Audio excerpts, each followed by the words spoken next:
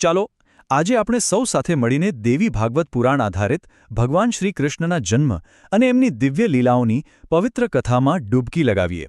આ એક એવી ગાથા છે જે અંધકાર પર પ્રકાશના શાશ્વત વિજયની વાત કરે છે. આખી વાતની શરૂઆત ત્યારે થાય છે જ્યારે પૃથ્વી પર અધર્મ તેની ચરમસીમાએ પહોંચી ગયો હતો. પીડિત પૃથ્વી માતા ગાયનું રૂપ લઈને દેવતાઓ પાસે પોતાની વેદના રજૂ કરે છે. અને ત્યારે જ પરમ શક્તિ આદ્યા શક્તિ મહામાયા આ દિવ્ય વચન આપે છે જે ધર્મની પુનઃસ્થાપના માટે એક મંચ તૈયાર કરે છે. તો હવે વાર્તા એના મુખ્ય સંઘર્ષ તરફ વળે છે. મથુરાનો ક્રૂર રાજા કંસ અને એની બેન દેવકીના વસુદેવ સાથેના લગ્નનો પ્રસંગ એક ભયાનક ભવિષ્યવાણીનું કેન્દ્ર બનવાનો છે. વિવાહનો માહોલ છે, બધે જ આનંદ અને ઉલ્લાસ છે.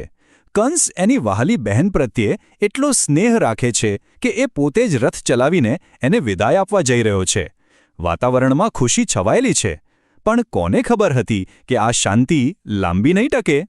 અને બસ એ જ ઘડીએ આકાશમાંથી એક ગર્જના જેવી વાણી સંભળાય છે. આ દિવ્ય ભવિષ્યવાણીએ ખુશીના માહોલને એક જ ક્ષણમાં ભય અને ક્રોધમાં ફેરવી દીધો. કંસના જીવનનો રસ્તો હવે હંમેશા માટે બદલાઈ જવાનો હતો. ભવિષ્યવાણી સાંભળીને કંસનો ગુસ્સો તો જાણે સાતમા આસમાને પહોંચી ગયો. એ પોતાની જ બહેનનો જીવ લેવા તલવાર ઉઠાવે છે. ત્યારે વસુદેવ દેવકીને બચાવવા માટે એક ભયાનક સોદો કરે છે. તેઓ વચન આપે છે કે એમના દરેક સંતાનને કંસને સોંપી દેશે અને આ કરાર એમને કારાગૃહના અંધકારમાં ધકેલી દે છે. કંસની ક્રૂરતાની કોઈ સીમા જ નહોતી. એણે એક પછી એક દેવકીના 6 નિર્દોષ પુત્રોને નિર્દયતાથી મારી નાખ્યા. માતા દેવકીનું હૃદય તો જાણે રડી રડીને થાકી ગયું હતું. પણ 7મા સંતાન વખતે એક દિવ્ય ચમત્કાર થયો. યોગમાયાએ એ ગર્ભને સુરક્ષિત રીતે રોહિણીના ગર્ભમાં સ્થાનાંતરિત કરી દીધો. હવે કથાનો માહોલ બદલાય છે. અત્યાચારના ઘોર અંધકાર વચ્ચે હવે એક દિવ્ય પ્રકાશની આશા જાગે છે. ભવિષ્યવાણી મુજબ 8મા બાળકના જન્મનો સમય નજીક આવી રહ્યો હતો. સમય પણ જુઓ કેવો ચોક્કસ અને શુભ. ભાદરવા મહિનાની અંધારી રાત, અષ્ટમી તિથિ અને મધ્યરાત્રિનો પ્રહર. આ એ જ ક્ષણ હતી જેની આખું બ્રહ્માંડ રાહ જોઈ રહ્યું હતું. અને પછી તો ચમત્કારોની હાર માળા શરૂ થાય છે. અંધારી કોટડી દિવ્ય પ્રકાશથી ઝળહળી ઉઠે છે, જાણે ભગવાનના આગમનની ઘોષણા કરતી હોય. વસુદેવ દેવકીના બંધનો આપોઆપ ખુલી જાય છે અને બધા રક્ષકો ગાઢ નિદ્રામાં સરી પડે છે. અહીં એક બહુ જ રસપ્રદ વાત છે. ભગવાન સીધા જ શિશુ રૂપે નથી જન્મતા. પહેલાં તો એ પોતાના ભવ્ય 4 ભુજાવાળા વિષ્ણુ સ્વરૂપમાં પ્રગટ થાય છે. દેવકી અને વસુદેવ એમના આ દિવ્ય સ્વરૂપના સાક્ષી બને છે અને એમની પ્રાર્થના પછી જ ભગવાન એક સામાન્ય માનવ શિશુનું રૂપ ધારણ કરે છે.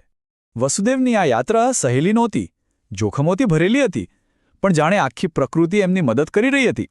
જેલના દરવાજા ખુલી ગયા, શેષનાગે વરસાદથી બચાવવા છત્ર બનાવ્યું અને તોફાની યમુના નદીએ પણ શાંત થઈને રસ્તો આપ્યો.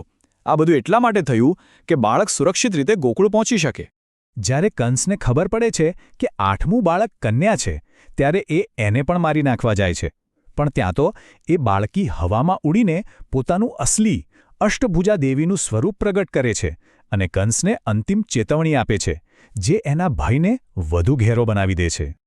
તો ચાલો હવે મથુરાના ભયમાંથી બહાર નીકળીને ગોકુળના આનંદમાં પ્રવેશ કરીએ. અહીં નંદ અને યશોદાના ઘરે કૃષ્ણનું બાળપણ દિવ્ય લીલાઓ અને અદ્ભુત ચમત્કારોથી ભરાઈ જાય છે. નાનપણથી જ શ્રી કૃષ્ણ પોતાની દિવ્ય શક્તિઓ બતાવતા હતા, પણ એમની બાળ લીલાઓ માત્ર રમત નહોતી. એ તો કંસ દ્વારા મોકલેલા ભયંકર રાક્ષસોથી ગોકુળવાસીઓને બચાવવાના કાર્યો હતા. આ જ તો બતાવે છે કે એમનો અવતાર રક્ષણ માટે થયો હતો. ગોવર્ધન લીલા તો એક ખૂબ જ મહત્વપૂર્ણ પ્રસંગ છે.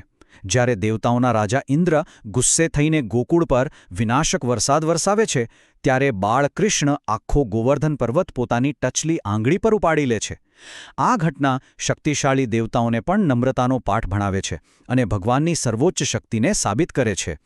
અને હવે કથા એની પરાકાષ્ઠા પર પહોંચે છે. શ્રી કૃષ્ણ અને બલરામ મોટા થઈ ગયા છે અને હવે સમય આવી ગયો છે ભવિષ્યવાણીને સાચી કરવાનો અને અધર્મનો અંત લાવવાનો. તેઓ મથુરા પાછા ફરે છે. અંતિમ યુદ્ધ એકદમ વ્યવસ્થિત રીતે લડાય છે. પહેલા કંસના સૌથી તાકાતવર પહેલવાનો ચાણૂર અને મુષ્ટિકનો વારો આવે છે, જેમને કૃષ્ણ અને બલરામ હરાવે છે. અને પછી નિર્ણાયક ક્ષણમાં કૃષ્ણ સીધો કંસનો સામનો કરે છે, એને રથ પરથી ખેંચીને એના અત્યાચારનો અંત લાવે છે. કંસના અંતની સાથે જ બધું બરાબર થઈ જાય છે. સંતુલન પાછું આવે છે. દેવકી અને વસુદેવને કારાગૃહમાંથી મુક્ત કરવામાં આવે છે. રાજા ઉગ્રસેનને ફરીથી સિંહાસન મળે છે અને આખી ભૂમિ પર ફરીથી ધર્મ અને શાંતિ છવાઈ જાય છે. ભવિષ્યવાણી પૂર્ણ થઈ. તો જ્યારે આપણે આખી કથા પર નજર કરીએ છીએ ત્યારે એક સવાલ મનમાં જરૂર આવે છે.